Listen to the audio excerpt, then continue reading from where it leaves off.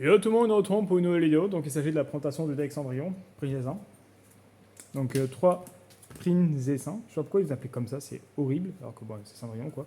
Donc là, on a une bouquet d'armes spé, on peut bloquer spé, la carotte carreau depuis le deck. Et si on a le château doré, on peut en plus équiper un porte-feu de verre depuis le deck à cette carte. Et si elle fait dommage de combat à l'adversaire, on peut, par une attaque directe, on peut cibler un porte-feu de verre équipé à cette carte et l'équiper à notre monstre. La glyphe qui permet de se défausser pour rajouter le château.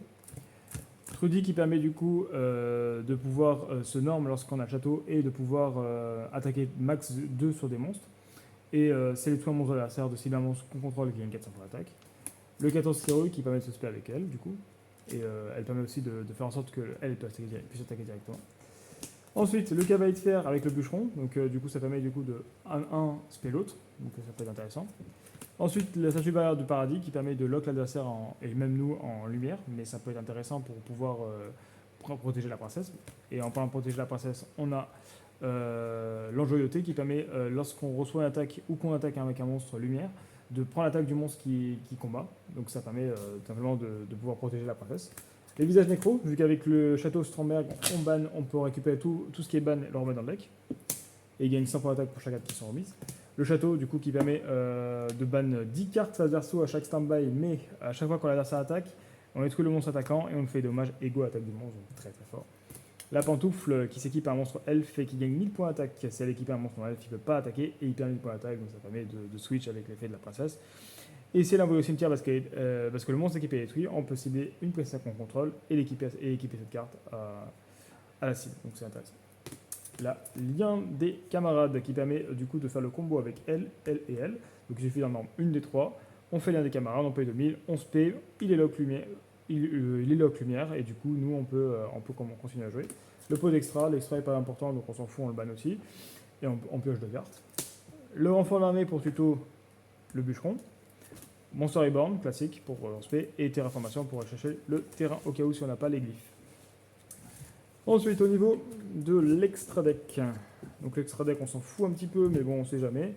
Du coup, on a mis des utopies d'éclair, des utopies et des utopies classiques, donc qui permettent de taper, de passer à 5000 et ça ne veut pas activer de carte. Les dents de tornade en effet rapide qui va péter une carte.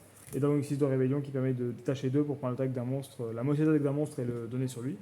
Et Palais Dynamo qui permet du coup de rendre attaque à 0 à un monstre et effet annulé. On va faire des exemples de main du coup. Donc là, on est plutôt sur un deck go first. On va essayer de lock le plus rapidement l'adversaire en lumière. Et essayer de mettre le terrain, comme ça au moins il peut ni attaquer, ni SP, selon le deck qu'il joue.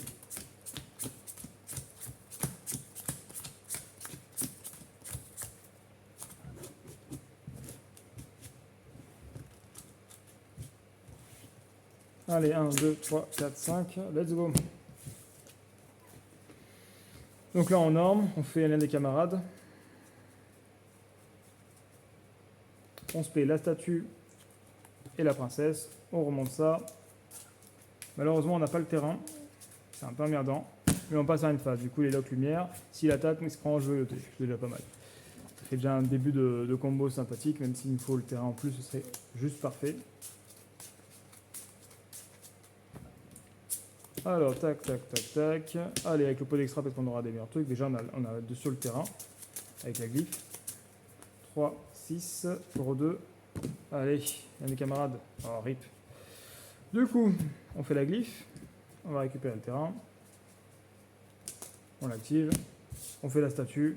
On passe à une phase. Dans tous les cas, il ne peut pas se faire autre chose que de lumière. S'il doit attaquer, il doit attaquer le château. Et du coup, il doit détruire le monstre. Et au cas où s'il n'arrive pas à passer le château, il y a l'enjeu donc voilà. Donc voilà, j'espère que la vidéo vous a plu. Je vous invite à aller voir mes autres vidéos et à vous abonner. Et à la prochaine pour autre vidéo.